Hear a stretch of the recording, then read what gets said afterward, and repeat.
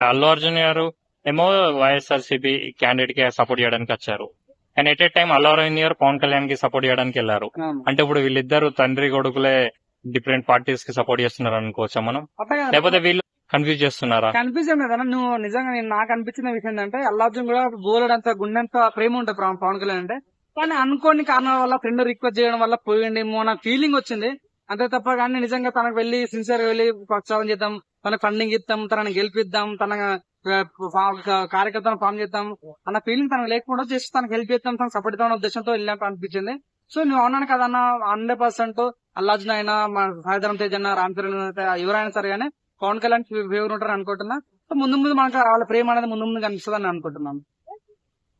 Okay, Chiranjeevi గారు పిఠాపురంకి వెళ్ళి ఇంకా ప్రచారం చేయలేదు కదా అవును. ఒక తమ్ముడికి, అవును. దానిపైన మీ అభిప్రాయం అన్న ఏంటంటే? తను యాక్చువల్లీ ఇది ప్రచారం చేయాల్సిందే, తనకు వేరే మన అవార్డు తెచ్చుకోవడానికి వెళ్ళడం జరిగింది.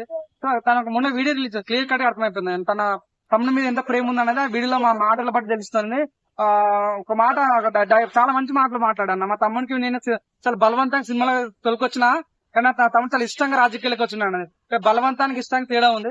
బలవంతంగా సినిమాలకు వస్తేనే అంత పెద్ద స్టార్ అయ్యాడు. ఇష్టంగా రాజకీయాలకు వచ్చినప్పుడు తనకు ఒక్క అవగాహన ఇస్తుంటే మాత్రం మంచి నాయకుడు అయితే నన్ను ఫీల్ నాకు వచ్చింది. చిరంజీవి మాట చాలా నిజాయితీ అనిపించింది. ఎందుకంటే తను ఎప్పుడో తన సినిమాలకు సినిమాలో స్టార్టింగ్ ఉన్నప్పుడు రాజకీయాలు రాకమున్నప్పుడే తనకు ఊరికి బోరు లేపించాడు. అంటే తనకు తెలుసు అన్నమాట కొంచెం మానవతావాదం ఉన్న వ్యక్తి కాబట్టి. సో నిజంగా 100% కొద్దిగా ఛాన్స్ ఉంది. తన తమ్ముడి మీద ప్రేమ కనిపిస్తున్న ఫీలింగ్ అయితే నాకైతే కనిపిస్తుంది అన్న క్లియర్ గా.